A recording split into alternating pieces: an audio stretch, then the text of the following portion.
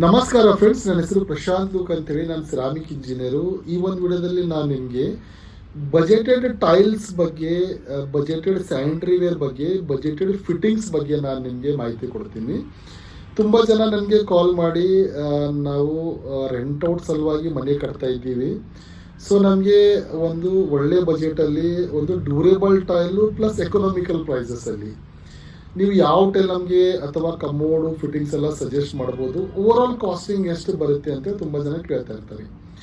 ನಾನು ಈ ಒಂದು ವಿಡಿಯೋದಲ್ಲಿ ಪರ್ಟಿಕ್ಯುಲರ್ ಆಗಿ ನಾನು ನಿಮಗೆ ಒಂದು ಬಜೆಟೆಡ್ ಟೈಲು, ಬಜೆಟ್ ಜೊತೆ ಮೋಸ್ಟ್ ಇಂಪಾರ್ಟೆಂಟು ಡ್ಯೂರೇಬಲ್ ಟೈಲು, ಅದ್ರ ಬಗ್ಗೆ ನಾನು ನಿಮಗೆ ಮಾಹಿತಿ ಕೊಡ್ತೀನಿ. ನಾನು ನೋಡಿ ಒಂದು ಎಕ್ಸಾಂಪಲ್ ತೊಗೊಂಡು ನಾನು ನಿಮಗೆ ಕಾಸ್ಟಿಂಗ್ ಎಲ್ಲ ನಾನು ನಿಮ್ಗೆ ಹೇಳ್ತೀನಿ. ಒಂದು ವೇಳೆ ನೀವು 30x40 ಪ್ಲಾಟಲ್ಲಿ ಒಂದು ವೇಳೆ ನೀವು ಮನೆ ಕಟ್ಟಿದ್ದೆ ಆದರೆ ನೀವು ಅಂದ್ಕೊಳ್ಳಿ, ಸೇ ಫಾರ್ ಎಕ್ಸಾಂಪಲ್ ನಿಮ್ಮ ಫ್ಲೋರಿಂಗ್ ಏರಿಯಾ 1000 ಸ್ಕ್ವೇರ್ ಫೀಟ್ ಇದೆ ಅಂದ್ಕೊಳ್ಳಿ, ಪಾರ್ಕಿಂಗ್ ಏರಿಯಾ 800 ಸ್ಕ್ವೇರ್ ಫೀಟ್ ಇದೆ ಅಂದ್ಕೊಳ್ಳಿ, ನೀವು ಅದರಲ್ಲಿ 2 ಬಾತ್ರೂಮ್ ಇದೆ, ಒಂದು ಕಿಚನ್ ಇದೆ.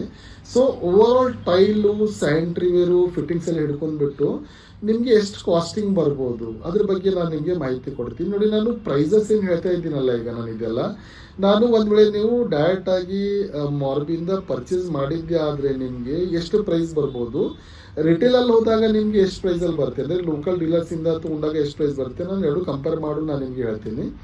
ನಾನೇನು ಪ್ರೈಸ್ ಹೇಳೋದು ಅದರಲ್ಲೂ ನೀವು ಪ್ಲಸ್ ಆರ್ ಮೈನಸ್ ನಿಮಗೆ 2 to 3 rupees per square feet ಅವ್ರು ಕನ್ಸಿಡರ್ ಮಾಡ್ಕೊಂಡಿರಿ. ಯಾಕಂದರೆ ಟ್ರಾನ್ಸ್ಪೋರ್ಟೇಷನ್ ಕಾಸ್ಟಲ್ಲಿ ಏನಾಗುತ್ತೆ, ನಿಮಗೆ 2 to 3 rupees ಪರ್ ಸ್ಕ್ವೇರ್ ಫೀಟಲ್ಲಿ ವೇರಿ ಆಗೋ ಚಾನ್ಸಸ್ ಪ್ರೈಸಲ್ಲಿ ಇರುತ್ತೆ.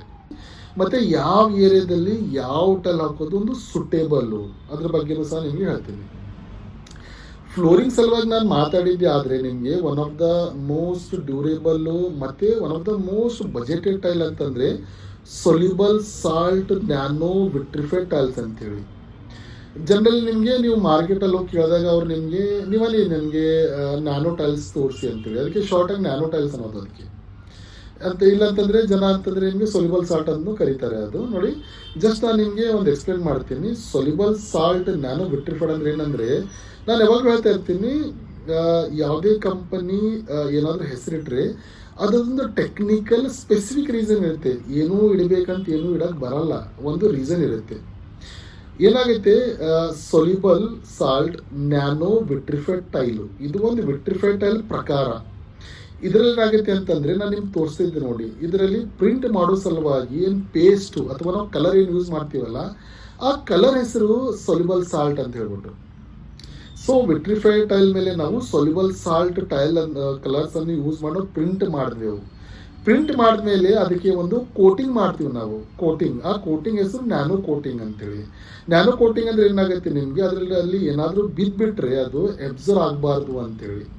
ಏನಾಗುತ್ತೆ, ಮನೆಯಲ್ಲಿ ನಾವು ಫ್ಲೋರಿಂಗ್ ಎಲ್ಲ ಹಾಕಿದಾಗ ಮನೆಯಲ್ಲಿ ಏನಾದರೂ ಬಿದ್ದೇ ಬಿಡೋ ಚಾನ್ಸ್ ಇರುತ್ತೆ. ಅದರಲ್ಲಿ ನೀವು ಕಾಫಿ ಅನ್ಬೋದು, ಚಾಯ್ ಅನ್ಬೋದು, ಫ್ರೂಟ್ ಜ್ಯೂಸ್ ಅನ್ಬೋದು, ಎನಿಥಿಂಗ್ ಅದಾಗಿರ್ಬೋದು. ಸೊ ಏನಾಗುತ್ತೆ, ನಾವು ಜನರಲಿ ಒಂದು ವೇಳೆ ನ್ಯಾನೋ ಕೋಟಿಂಗ್ ಇರಲಿಲ್ಲ ಅಂತಂದರೆ ಅದು ಟೈಲ್ ಮೇಲೆ ಬಿದ್ದ ಮೇಲೆ ಬಿಡುತ್ತೆ. So easy to clean, stains ಎಲ್ಲ ಹಿಡ್ಕೊಳ್ಳಲ್ಲ ಅದರಲ್ಲಿ.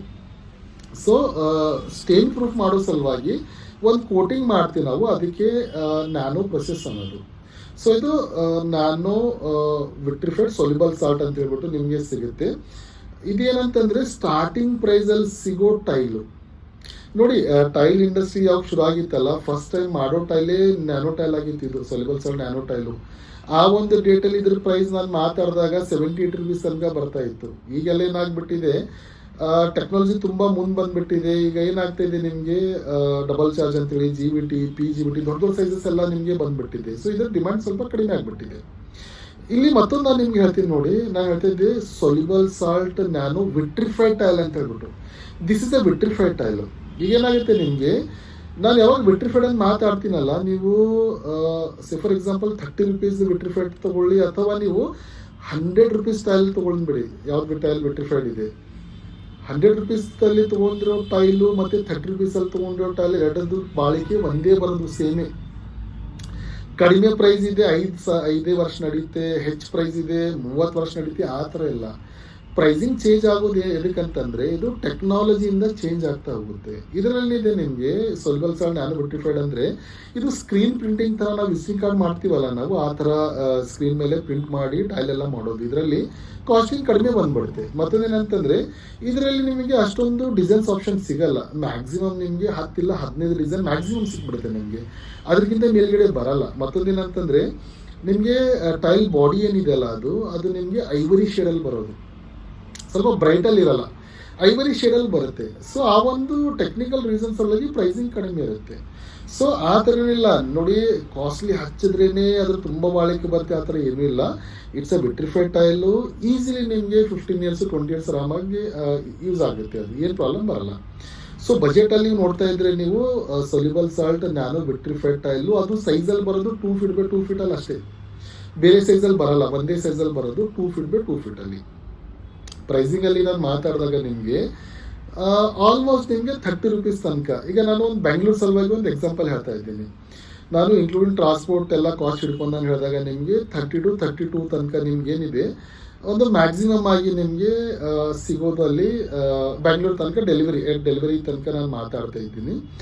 ಏನಾಗುತ್ತೆ ನಿಮಗೆ ಒಂದು ವೇಳೆ ನಾನು 30 ರುಪೀಸ್ ಹಿಡ್ಕೊಂಡು ಅಥವಾ 32 ರುಪೀಸ್ ನಾನು ಪರ್ ಸ್ಕ್ವೇರ್ ಫೀಟ್ ಹಿಡ್ಕೊಂಡ್ರು ಸಹ ಒಂದು ವೇಳೆ ನಿಮ್ಮದು 1000 ಏರಿಯಾ ಇದೆ ಅಂದ್ಕೊಳ್ಳಿ, 1000 ಸ್ಕ್ವೇರ್ ಫೀಟು. ಸೊ ಫ್ಲೋರಿಂಗ್ ಬಗ್ಗೆ ನಾನು ಮಾತಾಡಿದಾಗ ನಿಮಗೆ ಅಪ್ರಾಕ್ಸಿಮೇಟ್ಲಿ ಫ್ಲೋರಿಂಗ್ ಏನಾಗುತ್ತೆ ನಿಮಗೆ 30 to 1000 ತನಕ ನಿಮಗೆ ಫ್ಲೋರಿಂಗ್ ಅಮೌಂಟ್ ಬರೋದು, 32 ರೈಟ್. ಬಾತ್ರೂಮ್ ಬಗ್ಗೆ ನಾನು ಮಾತಾಡಿದ್ದೆ. ಆದರೆ ನಿಮಗೆ ಒಂದು ಐಡಿಯಲಿ ಒಂದು ಒಳ್ಳೆ ಸೈಜಲ್ಲಿ ಸಿಗೋ ಟೈಲ್ ಅಂತಂದರೆ ನಿಮಗೆ 1 feet 1.5 feet digitally printed tile ಒಳ್ಳೆ ideally suitable for smaller bathrooms. Smaller ಅನ್ನೋದು ರೀಸನ್ ಏನಂತಂದರೆ ಜನರಲಿ ಬಾತ್ರೂಮ್ ಸೈಜ್ ಬಗ್ಗೆ ನಾನು ಮಾತಾಡಿದಾಗ ಜನರಲಿ ಇರೋ ಸೈಜ್ ಅಂತಂದರೆ 5/7 ಇರ್ಬೋದು, 5/6 ಇರ್ಬೋದು, 7/4 ಇರ್ಬೋದು. ಓವರ್ ಆಲ್ ನೋಡಿದ್ದೆ ಆದರೆ ಒಂದು ಆನ್ ಆ್ಯಂಡ್ ಎವರೇಜ್ ನಾನು ಮಾತಾಡಿದ್ದೆ ಆದರೆ ಒಂದು 7/5 ತನಕ ನಿಮ್ಮದು ಬರ್ಬೋದು. ಇಟ್ಸ್ ಐಡಿಯಲಿ ನಿಮಗೆ ಒಂದು ಒಳ್ಳೆ ಸೈಜ್ ಅಂತಂದರೆ 1 ಫೀಟ್ 1.5 ಫೀಟು. ನೀವು ಇದರಲ್ಲಿ ಒಂದು ಪಾಯಿಂಟ್ಸ್ ನೀವು ನೋಟ್ ಮಾಡ್ಕೊಳ್ಳಿ. ನೀವು ಪರ್ಚೇಸ್ ಮಾಡೋಕ್ಕೆ ಹೋದಾಗ ಯಾವಾಗಲೂ ನೀವು ಅವರಿಗೆ ವಾಲ್ ಟೈಲಲ್ಲಿ ವಿತ್ ರೆಸ್ಪೆಕ್ಟ್ ಟು 1 ಫೀಟ್ 1 ಫೀಟಲ್ಲಿ ಯಾವಾಗಲೂ ಅವ್ರಿಗೆ ಹೇಳಿ ನನಗೆ 100% ವಾಟರ್ ಪ್ರೂಫ್ ಟೈಲೇ ಬೇಕಂತ ಹೇಳಿ. ವಾಟರ್ ಪ್ರೂಫ್ ಅಂದ್ರೇನು ನಾನು ತೋರಿಸ್ತಿದ್ದೆ ನೋಡಿ, ಟೈಲ್ ಬ್ಯಾಕ್ ಸೈಡಲ್ಲಿ ನೀರು ಹಾಕಿ ನೋಡಿದ್ದೆ ಆದರೆ ಇಮ್ಮಿಡಿಯೇಟ್ ಆಗಿ ನಿಮಗೆ ಸರ್ಫೇಸ್ ಮೇಲೆ ಇಂಪ್ರೆಷನ್ ಎಲ್ಲ ಕಾಣ್ತಾ ಇದ್ರೆ, ಅದ್ರ ಮಾರ್ಕಿಂಗ್ ಕಾಣ್ತಾ ಇದ್ರೆ ಅದಕ್ಕೆ ನಾವು ನಾನ್ ವಾಟರ್ ಪ್ರೂಫ್ ಅನ್ನೋದು. ಒಂದು ವೇಳೆ ನೀವು ನಿಮ್ಮ ಮನೆಯಲ್ಲಿ ಟೈಲ್ ಹಾಕಿದ್ದೆ ಆದರೆ ನೀವು ನೋಡಿ ಅಲ್ಲಿ ಏನಾದರೂ ನಿಮಗೆ ಹಾಕಿದ ಮೇಲೆ ನಿಮ್ಗೆ ಎಲ್ಲಾದರೂ ಮಾರ್ಕಿಂಗ್ ಕಾಣ್ತಾ ಇದ್ದೇನಾ, ಒಂಥರ ಇಂಪ್ರೆಷನ್ ಬಂದಿದೆನಾ ನೀವು ನೋಡಿ. ಆ ಥರ ಏನಾದರೂ ಬಂದರೆ ಅದೇನಾಗುತ್ತೆ over the period of time ಅದರಲ್ಲಿ ಕ್ರ್ಯಾಕ್ ಬರೋ ಚಾನ್ಸ್ ಇರುತ್ತೆ. ಸೊ ನೀವು ಪರ್ಚೇಸ್ ಮಾಡೋಕ್ಕೆ ಹೋದಾಗ ವಾಟರ್ ಪ್ರೂಫ್ ಇದೆಯಾ ಇಲ್ಲ ಕಂಪಲ್ಸರಿ ಕೇಳಿ, ಅದು ಆದಮೇಲೆ ತಗೊಳ್ಳಿ. ಏನಾಗುತ್ತೆ ನೀವು ನಾನ್ ವಾಟರ್ ಪ್ರೂಫ್ ಅಂತೇಳಿ ತೊಗೊಂಡು ಬಂದುಬಿಟ್ಟ ಮೇಲೆ ಹಾಕಿದ ಮೇಲೆ ಮತ್ತೆ ಕ್ರ್ಯಾಕ್ ಬಂದುಬಿಡ್ತು, ತೆಗೆಯೋದು ಹಾಕೋದು ಎಲ್ಲ ನಿಮಗೆ ಡಬಲ್ ಖರ್ಚದೆಲ್ಲ ಪ್ರಾಕ್ಟಿಕಲಿ ತುಂಬ ನೀವೆಲ್ಲ ಲಾಸಲ್ಲಿ ಹೋಗ್ತೀರಾ. ಸೊ ಆ ಥರ ಮಾಡೋಕ್ಕೆ ಹೋಗ್ಬಿಡಿ. ನಾನ್ ವಾಟರ್ ಪ್ರೂಫಲ್ಲಿ ನಿಮಗೆ 20 ರುಪೀಸ್ ಡಿಫ್ರೆನ್ಸ್ ಬರುತ್ತೆ. ಈಗ ನಾನು ಹೇಳ್ತಾ ಇದ್ದೆ ನಿಮ್ದು ಒಂದು ವೇಳೆ 5 feet 7 feet with height of 9 feet ನಿಮ್ದು ಒಂದು ವೇಳೆ ಬಾತ್ರೂಮ್ ಇದ್ದರೂ ಸಹ ಓವರಾಲ್ ವಾಲು ಮತ್ತು ಫ್ಲೋರ್ ಅನ್ನು ಕನ್ಸಿಡರ್ ಮಾಡಿದ್ದೆ ಆದರೆ ನಿಮಗೆ 30 ಬಾಕ್ಸ್ ರಿಕ್ವೈರ್ಮೆಂಟ್ ಬರುತ್ತೆ. ನಾನು ಹೇಳ್ತಾ ಇದ್ದೆ 20 ರುಪೀಸ್ ಗ್ಯಾಪ್ ಇದೆ ವಾಟರ್ ಪ್ರೂಫು ನಾನ್ ವಾಟರ್ ಪ್ರೂಫ್ ಅಲ್ಲ ಅಂತೇಳಿ. 30 ರುಪೀಸ್ ಇಂಟು 20 ಮಾಡಿದಾಗ 600 ರುಪೀಸ್ ಡಿಫ್ರೆನ್ಸ್ ಬರುತ್ತೆ. ಸೊ ಅಷ್ಟೊಂದು ಕಡಿಮೆ ಡಿಫ್ರೆನ್ಸ್ ಸಲುವಾಗಿ ಇನ್ಫೀರಿಯರ್ ಕ್ವಾಲಿಟಿಯಲ್ಲಿ ಹೋಗಬೇಡಿ, ಒಳ್ಳೆ ಕ್ವಾಲಿಟಿಯಲ್ಲಿ ತೊಗೊಳ್ಳಿ. ನಾನು ಪ್ರೈಸಿಂಗ್ ಒಂದು ವೇಳೆ ಮಾತಾಡಿದ್ದೆ ಆದರೆ ನಿಮಗೆ ಓವರಾಲ್ ಒಂದು 22 ಮಾತಾಡಿದೆ ಆದರೆ ನಿಮಗೆ 200 ಹಿಡ್ಕೊಂಡು 220 ರುಪೀಸ್ ತನಕ ಇದು ಸಿಗ್ಬಿಡುತ್ತೆ ನಿಮಗೆ. ರಿಟೇಲಲ್ಲಿ ಬೇರೆ ನಿಮಗೆ ಸಿಗ್ಬೋದು 250 ತನಕ 300 ಸಿಗ್ಬೋದು. ಬಟ್ ನಾನು ಆನ್ ಆ್ಯಂಡ್ ಎವರೇಜ್ ಮಾತಾಡಿದಾಗ 200 to 220 ತನಕ ನಿಮಗೆ ಈಸಿಯಾಗಿ ಸಿಗ್ಬಿಡುತ್ತೆ. ಒಂದು 30 ಬಾಕ್ಸಸ್ ನಿಮಗೆ ಒಂದು ಬಾತ್ರೂಮಲ್ಲಿ ಬೇಕಂದರೆ ನಾನು ಒಂದು ವೇಳೆ ಟೈಲ್ ಕಾಸ್ಟಿಂಗ್ ಹೇಳಿದ್ದೆ ಆದರೆ ನಿಮಗೆ ಅದರಲ್ಲಿ ಫಾರ್ ಎಕ್ಸಾಂಪಲ್ ನಿಮಗೆ ಒಂದು 6500 ತನಕ ಕಾಸ್ಟಿಂಗ್ ಬರುತ್ತೆ. ಇದು ಟೈಲು.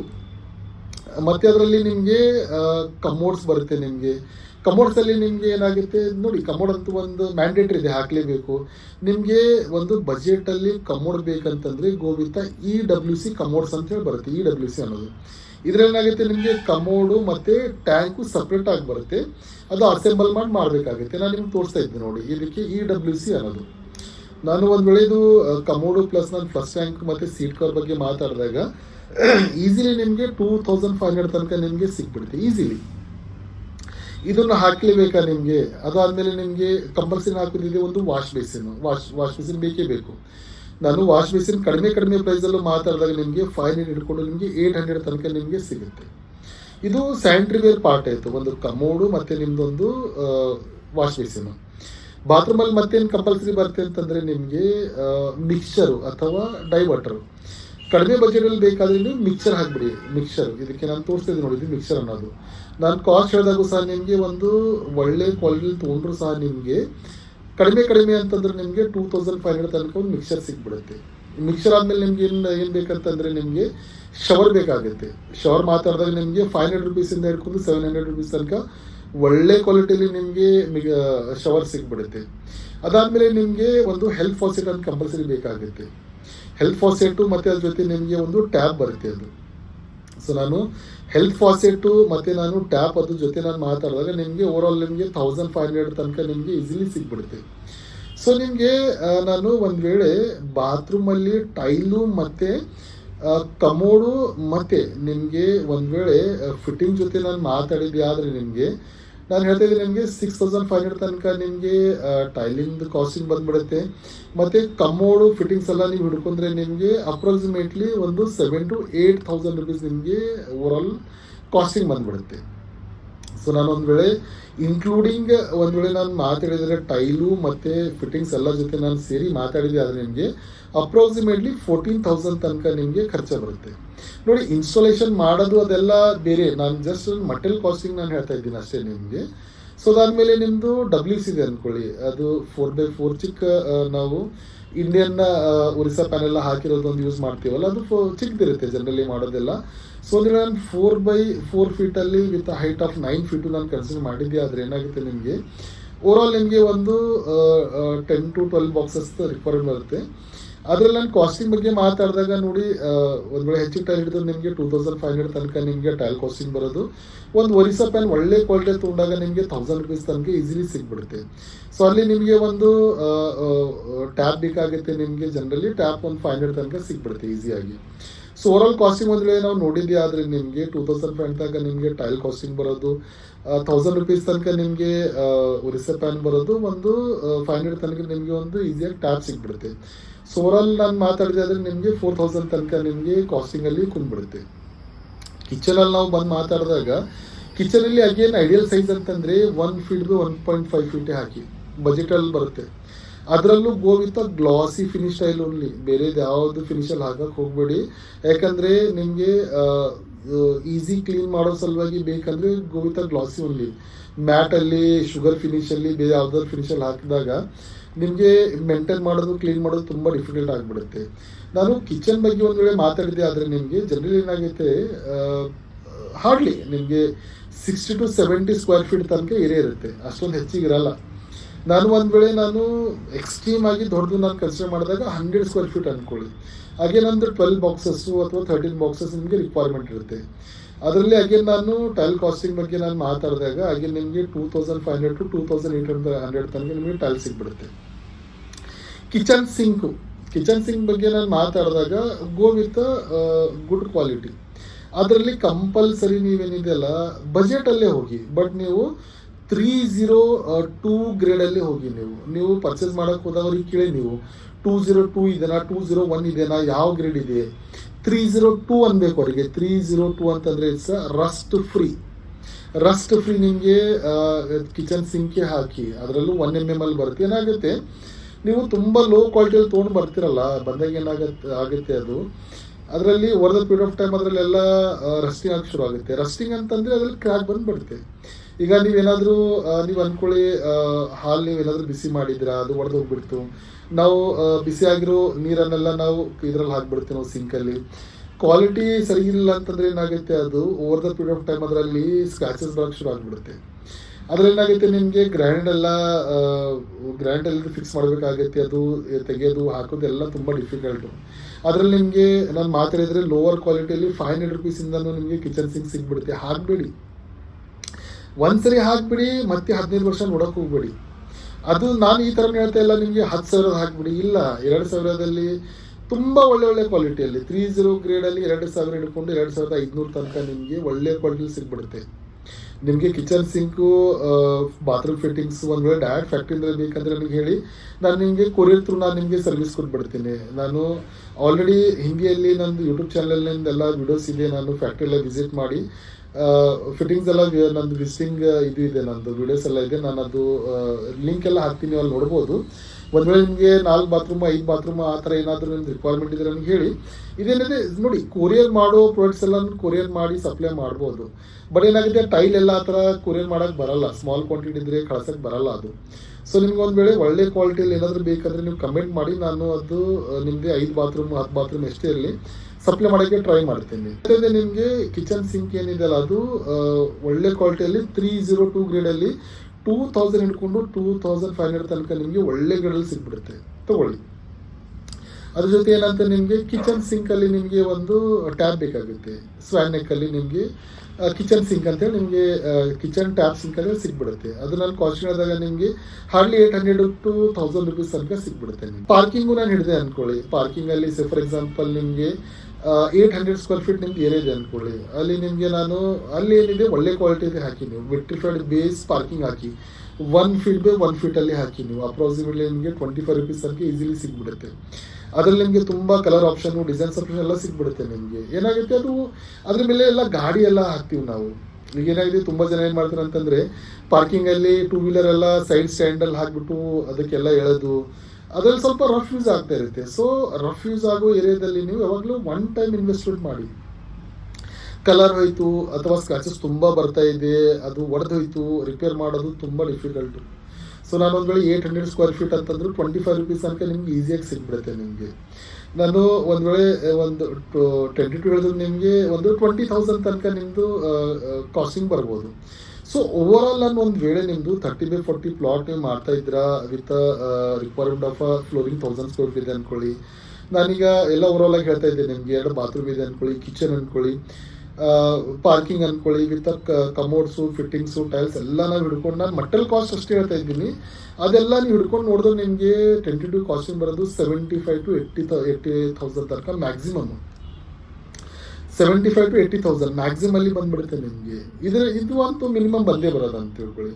ಇದಕ್ಕಿಂತ ಕೆಳಗಡೆ ನೀವು ಇನ್ನೂ ಇನ್ಫೀರಿಯರ್ ಹೋದಾಗ ಸಿರಾಮಿಕ್ ಟೈಲ್ ಅಂತೂ ಸಿಗುತ್ತೆ ನಿಮಗೆ, ಅಲ್ಲಿ ಅವರು ಇನ್ನೂ ಕಡಿಮೆ ಬಜೆಟಲ್ಲಿ ಸಿಗುತ್ತೆ. ಬಟ್ ಅದೆಲ್ಲ ಲೈಫ್ ತುಂಬ ಇರಲ್ಲ. ಅದು ನಾನು ಹೇಳ್ತಾ ಇದ್ದೀನಿ, ನಿಮಗೆ ಒಂದು ವೇಳೆ ನೀವೇನಾದರೂ ನಿಮ್ಮದು ಮನೆ ಹಿಡ್ಕೊಂಡು ಇನ್ನೂ ಯಾರಾದರೂ ಗ್ರೂಪ್ಸ್ ಆಫ್ ನಿಮ್ದು ಏನಾದರೂ ಕನೆಕ್ಟೆಡ್ ಪೀಪಲ್ ಇದ್ದರೆ, ನಿಮ್ಮದೆಲ್ಲ ರಿಕ್ವೈರ್ಮೆಂಟ್ ಇದ್ದರೆ ಎಲ್ಲ ಒಂದ್ಸರಿ ಕ್ಲಬ್ ಮಾಡಿಬಿಟ್ಟು ನೀವು ನನಗೆ ಇಷ್ಟಿಷ್ಟು ಕ್ವಾಂಟಿಟಿ ಇದೆ, ಯಾವ ಥರ ಮಾಡ್ಬೋದು ಅಂತ ನಾವು ಕಳಿಸಿದ್ದೆ ಆದರೆ, ಒಂದು ವೇಳೆ ನಾನು ಸಪ್ಲೈ ಮಾಡ್ಬೋದಾದರೆ ನಾನು ನಿಮಗೆ ಸಪ್ಲೈ ಮಾಡೋಕ್ಕೆ ನಾನು ಟ್ರೈ ಮಾಡ್ತೀನಿ. ಒಂದು ವೇಳೆ ವಿಡಿಯೋದಲ್ಲಿ ಏನಾದರೂ ಕಡಿಮೆ ಆಗಿದೆ ಅನಿಸಿದ್ರೆ ಪ್ಲೀಸ್ ಕಮೆಂಟ್ ಮಾಡಿ ನನಗೆ. ಅದು ಏನು ಕಡಿಮೆ ಆಗಿದೆ ಅದೆಲ್ಲ ನಾನು ಇಂಪ್ರೂವ್ಮೆಂಟ್ ಮಾಡಿಕೊಂಡು ಇನ್ನೂ ಒಂದು ಒಳ್ಳೆ ರೀತಿಯಲ್ಲಿ ನಾನು ರಿಪ್ರೆಸೆಂಟ್ ಮಾಡೋಕ್ಕೆ ನಾನು ಟ್ರೈ ಮಾಡ್ತೀನಿ. ನಿಮಗೆ ವಿಡಿಯೋ ಏನಾದರೂ ಇನ್ಫಾರ್ಮೇಷನ್ ಪ್ಲೀಸ್ ಲೈಕ್ ಮಾಡಿ, ಶೇರ್ ಮಾಡಿ ಮತ್ತು ಸಬ್ಸ್ಕ್ರೈಬ್ ಮಾಡಿ. ನಮಸ್ಕಾರ ಫ್ರೆಂಡ್ಸ್, ಥ್ಯಾಂಕ್ ಯು.